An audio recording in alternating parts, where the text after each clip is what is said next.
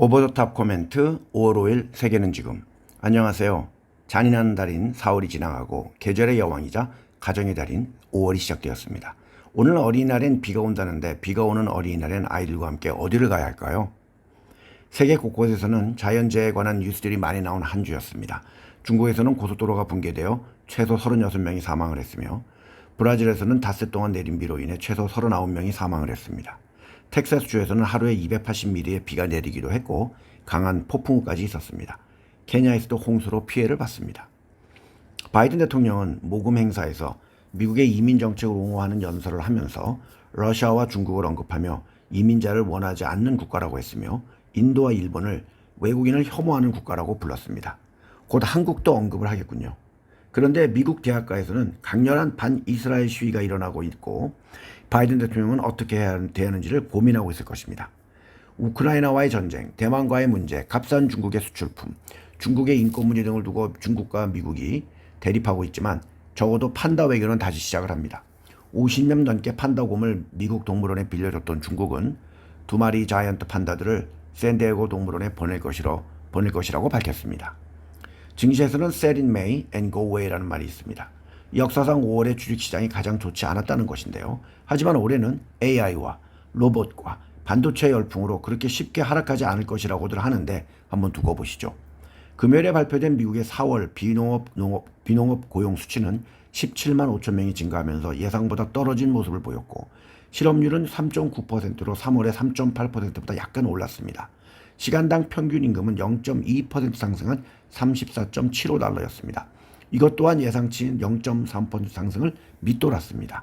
고용지표가 완화되면서 금융시장도 금리 인하의 기대를 보였습니다. 반면 이번 주 페드는 인플레이션에 대한 새로운 우려를 표명하면서 차입 비용이 조금 오랫동안 상승할 가능성이 있음을 시사했습니다.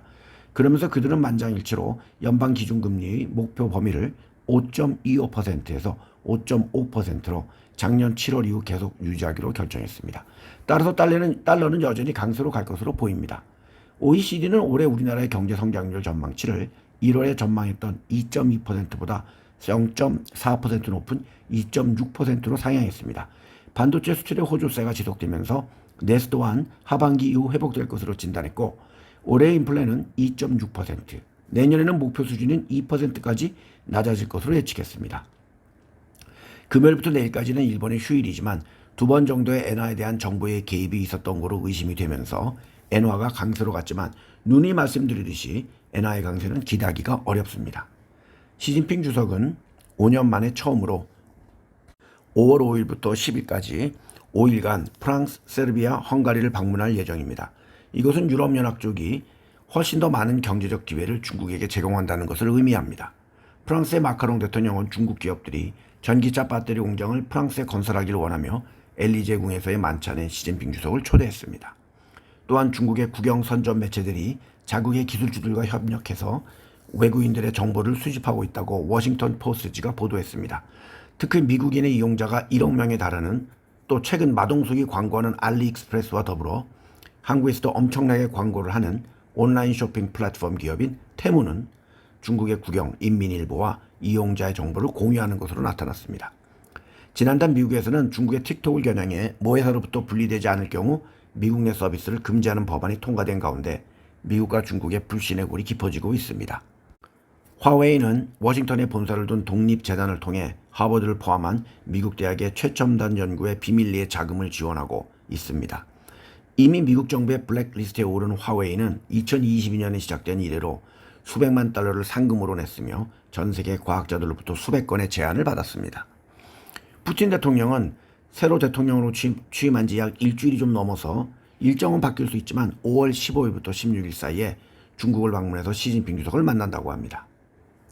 애플의 매출은 스마트폰 시장의 부진과 중국에서의 역풍으로 인해 지난 6분기 중 5분기 동안 감소했습니다만 회사는 1,100억 달러, 149조 3,250억 원 정도 규모의 사상 최대 규모의 자사주 매입을 발표했고 배당금을 4% 인상하여 주당 0.25달러로 인상했습니다.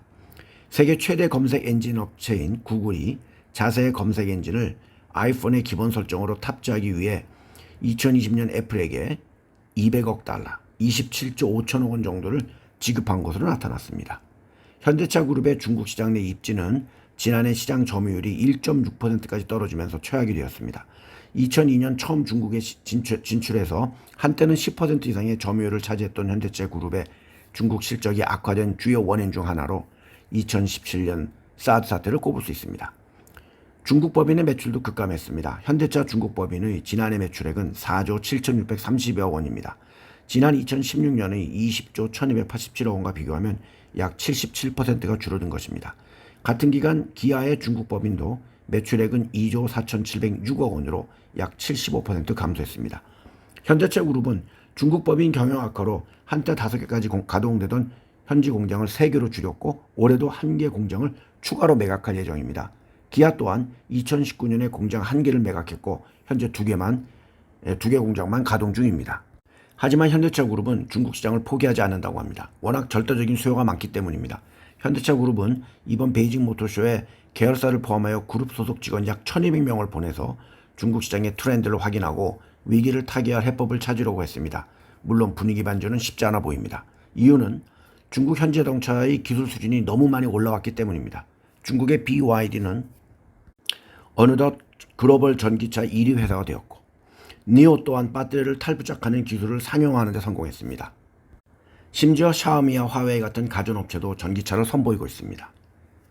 권도형과 테라폼 랩스 측이 미국 증권거래위원회가 요청한 약 53억 달러, 7조 2,954억 원 정도의 벌금이 과하다고 하면서 벌금을 약 100만 달러, 13억 5,900만 원 정도로 낮춰줄 것을 요구했습니다. 하지만 그들이 걱정해야 될 것은 많은 벌금이 아닌 얼마나 오랫동안 깜빵이 있을지가 아닌가요? 당뇨병 및 비만 치료제인 오젬픽과 위고비는 새로운 시장을 열었으며 골드만삭스는 이 시장이 2030년까지 연간 1,000억 달러, 135조 7천억 원 정도에 이를 것으로 추정합니다. 또한 이 약의 제조사인 노보노르디스크를 유럽에서 가장 가치 있는 회사로 변모를 시켰으며 시가총액은 본사가 있는 덴마크의 경제보다 큽니다. 막대한 투자와 생산의 증대로 국내 경제는 EU 평균의 4배 이상인 거의 2% 성장하는 데 도움이 되었습니다. 주가는 올해 들어서 21.62% 오르고 있고 작년에는 51.09% 상승했습니다. 미국의 일라이릴리 또한 현재 구하기 힘든 젯바운드와 당뇨병 치료제인 마운자로의 공급과 가격이 올해 말에 개선될 것이라고 했습니다. 주가는 올해 들어서 24.37% 오르고 있고 작년엔 70.81% 올랐습니다. 틱톡은 오젬픽을 왕홍, 인터넷의 인플루언서들이죠. 왕홍들이 과대 과장 광고를 하는 것을 억제하려고 노력하고 있으며 다음 달부터 체중 감량과 관련된 콘텐츠가 표시되는 것은 금지할 예정이라고 합니다. 미국 마약 단속국이 마리화나를 덜 위험한 약물 카테고리로 재분류를 한 후 화요일에 대마초 관련 회사들의 주가들이 급등을 했습니다. 애리조나주의 상원은 1864년부터 시행한 낙태 금지령을 폐지하기로 결정했습니다. 반면 플로리다주에서는 임신 6주 이후 낙태를 금지하는 법안이 발의되었습니다. 또한 미국의 식약청에 의하면 상업용 우유 샘플 5개 중에 1개가 조류독감의 양성 반응을 보였지만 치즈나 아이스크림에는 보이지 않았다고 합니다. 지난 일요일에 공개된 900명 이상이 등록된 유권자를 대상으로 한 CNN의 여론조사에 의하면 만약 오늘 대선이 치러진다면 누구를 뽑을 것인가에 대한 질문에 트럼프가 바이든 대통령을 6포인트 차로 이길 것으로 나타났으며 제3의 후보자까지 포함시키면 9포인트 차로 이길 것으로 나타났습니다. 여론조사에 참여한 민주당 유권자의 27%를 포함하여 전체 61%가 바이든 대통령의 대통령직이 실패했다고 답했습니다. 한국을 찾는 외국인 관광객이 코로나19 이후 분기단위 최대 규모를 기록했습니다. 문화체육관광부에 의하면 올해 1분기에 340만 3천 명의 외국인이 방문을 했고 이것은 2019년 1분기에 384만 명의 약 88.6%가 회복한 수치입니다. 특히 2019년 1분기 대비 방문인을 넘어선 국가는 대만이 30만 6천 명, 108.8%, 미국이 24만 4천 명, 119.3%, 베트남이 11만 명, 100.4%, 싱가포르 6만 8천 명, 163.3%, 필리핀 10만 8천 명, 109.3% 등이며 싱가포르의 상승세가 큽니다. 중국은 101만 5천 명이 방한을 했으며 작년 방한 1위를 기록한 일본은 1분기에 66만 6천 명이 방한을 했고 특히 3월에는 약 34만 명이 방문했습니다. 그때는 LA 다저스의 오타니 쇼헤이가 국내에서 열린 메이저리그 개막전에 출전한 것을 보기 위해 방문을 한 것으로 보입니다. 또한 호주, 프랑스, 독일 등의 국가들 또한 100% 이상으로 회복이 되었습니다. 반면 일본인 여행자들은 엔화 약세, 높은 항공료, 낮은 임금 수준으로 인해 코로나19 이전 수준보다 낮은 수준으로 해외여행을 하고 있습니다. 일본 정부 관광국에 따르면 3월 해외 여행객은 122만 명에 불과해 1919년 동월 대비 36.8%가 줄었습니다. 여러 차례 걸쳐 투자에 주의하시라고 말씀을 드렸던 테마주 중에 초전도체 회사들의 주가가 많이 하락을 하고 있는 모습입니다. 지난 4월에만 신성 델타테크라는 회사는 24.24% 하락을 했으며 다른 초전도체 관련주들도 또한 비슷한 상황입니다. 테마주를 향한 묻지마 투자는 유의하셔야 합니다. 한국의 공정거래위원회는 SM엔터테인먼트의 지분 39.98%를 가지고 있는 카카오의 SM엔터테인먼트 인수를 조건부로 승인했습니다. 위원회는 경쟁하는 음원 플랫폼인 멜론 같은 곳이 카카오의 음원 공급을 요청할 경우 정당한 이유 없이 공급을 거절하거나 중단하거나 지연하는 행위를 금지하도록 했으며 독립된 점검 기구를 설립해 카카오 계열사가 만든 음원을 타사보다 먼저 노출하는 자사 우대가 이루어지는지 감시하기로 했습니다. 다만 이 시정 조치는 앞으로 3년간 한시적으로 운용될 것입니다. 가수 나훈아가 데뷔 56년 만에 은퇴를 합니다. 27일에 인천에서 나훈아 전국 투어 고마웠습니다 공연이 개최되었습니다. 그는 5월에는 청주와 울산에서, 6월에는 창원, 천안, 원주에서, 7월에는 전주에서 은퇴 투어를 합니다. 서울 충무로의 대표 영화관이었던 대한흥극장이 개관 66년 만에 역사 속으로 사라지며 11개관의 영화 상영관을 폐관하고 문화예술 공연시설로 바꾼다고 합니다. 얼마 전에 깜짝 기자회견했던 하이브의 민희진 대표가 입었던 초록 바탕에 흰색 줄이 들어간 럭비 셔츠는 완판이 되었으며 이미 가로로 줄이 들어가는 덩치가 크게 보일 수도 있는 럭비 셔츠가 다시 유행을 하는 모습입니다. 유행은 돌고 도는 것 같습니다. 전 해태 타이거스 레전드 선수였던 이종범의 사위이자 LG의 마무리 투수였다가 미국 샌디에고 파드레스로 2년 계약으로 간 지 얼마 안 된 고우석 선수가 내셔널리그 동부지구 압도적 꼴찌인 마이애미 마린스로 트레이드가 되었습니다.